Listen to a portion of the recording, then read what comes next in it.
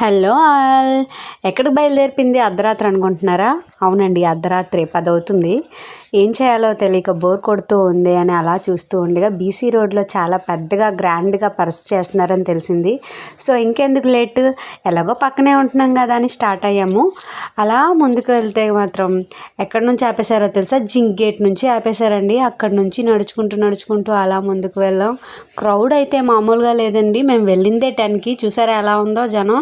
నడవటానికి కూడా ఖాళీ లేదు అసలు. ఎలాగోలా నెమ్మదిగా తోసుకుంటూ తన్నుకుంటూ ముందుకెళ్ళాం.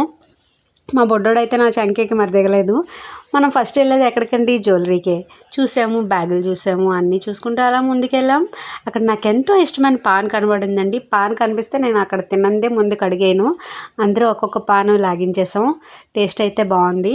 20 రూపీస్ తీసుకున్నాడు. మా బాబు చూడండి ఎలా తింటున్నాడో. అది తినేసి అలా ముందుకు నడుచుకుంటూ వెళ్ళాము. అక్కడ సెంట్లు అవన్నీ పెట్టారు చూడండి. ఇక్కడ మినియేచర్స్ అంటారు కదా, చిన్న చిన్నవి. మా పక్కింటి పాపకి బాగా నచ్చాయని చూస్తుంది అన్నీను. ఆ తర్వాత ఈ చిట్టి కొడుకు చూడండి, భలే నచ్చింది బుజ్జిగా. అలా ముందుకు వెళ్తున్నాము. అసలు మామూలుగా లేదు. క్రౌడ్ అయితే నడవటానికి కూడా ఖాళీ లేదు. ఫోన్ కూడా ఎక్కడ పోతుందని భయం వేసింది. కాంతారా సాంగ్కి అయితే అక్కడ పెర్ఫామ్ చేశారండి. చాలా బాగా చేశారు. అసలు నిల్చోడానికి కూడా ఖాళీ లేదు చూడడానికి. అయినా సరే చూసాము. అది అయ్యే వరకు చాలా బాగుంది.